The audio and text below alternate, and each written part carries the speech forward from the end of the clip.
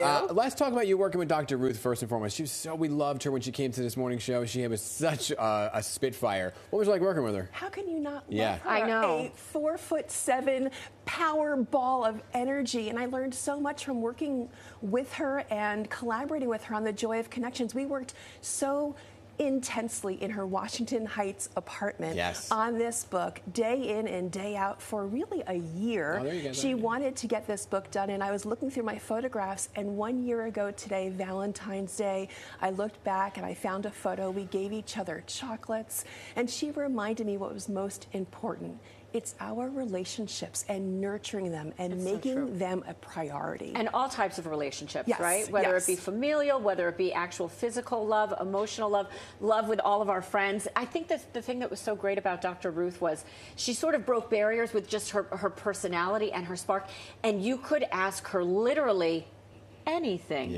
And people are still very, sometimes reserved about asking the most intimate questions, but it's important. She was appointed by Governor Hochul, New York State's first ambassador to loneliness at 95 years old. She had something to say because she grew up as an orphan of the Holocaust. She lost her family when she was 10 years old, and so she knew loneliness throughout her entire life, but that she knew something more.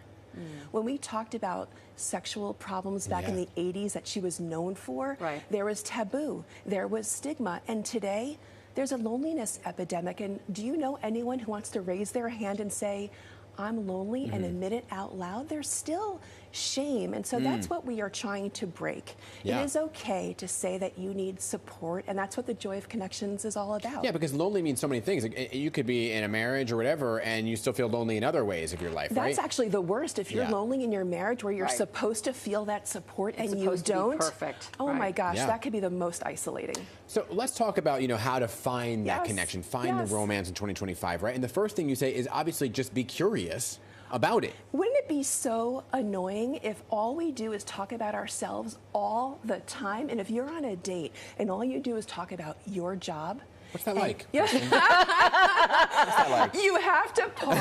You have to understand, Dan and I have such a wonderful friendship where we sit here and we pull each other's ear the whole time. It's like we're in the backseat of the station wagon. Mom! But that's it. If you're just droning on and on about yourself, and you need to be curious. You've got to be curious. One of the things that I came across recently was one of the ways to make friendships and make connections is not for waiting for it to come to you. And Dan does this so well. I have to appreciate you for this, is by connecting with people, liking people, asking them, to your point, about themselves. And you never know where that may open up new connections. And for you, you've got to put yourself out there. And you can leave breadcrumbs in a conversation. So let's say you're talking to someone for the first time. You can offer where you grew up. Maybe that is an invisible tether to something that you guys can share that you would not know unless you leave that breadcrumb. So for example, if we're talking here, I could say, you know what, I grew up in the Bronx. Where did you grow up?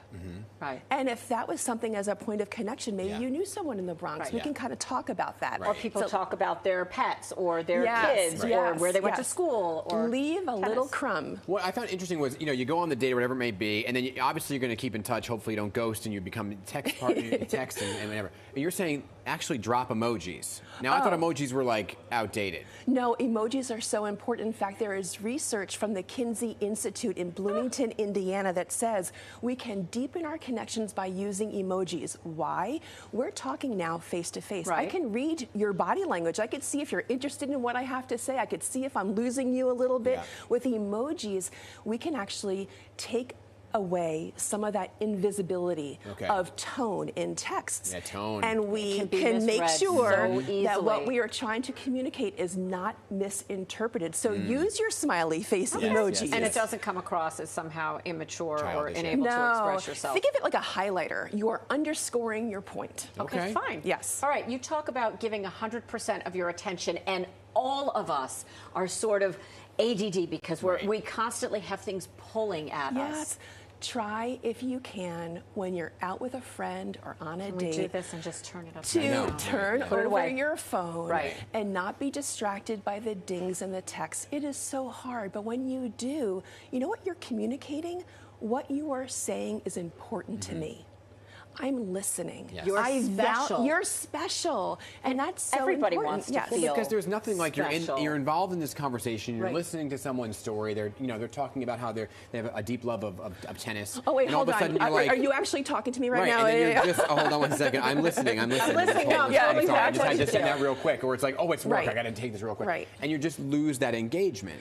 The most important thing you can do to deepen a friendship or a romantic relationship is sow the real intention, show the intention by your 100% appreciation of the moment that you're in. And then when it's time to see each other again, here's a Dr. Ruth tip. Ask them, when will I see you again? Nice. Oh, If you when want will to. I see? Yes. Yes, if you want. Yeah, that would not work if you don't want to. But assuming you do, when will I see you again? It takes it away from this kind of never going to happen, maybe it will, to being specific, being concrete, get that date on the calendar, and look forward to it. And let them know, Yes. I am interested in you. Yeah, so there's That's no beautiful. miscommunication. Beautiful. Love the Good stuff. breadcrumbs. Love all of it. Allison, thank you so much for being with us this morning on this Valentine's Day. The book is The Joy of Connections. And now we're connected. Great to We see. Yes, are. we are. Great to see you.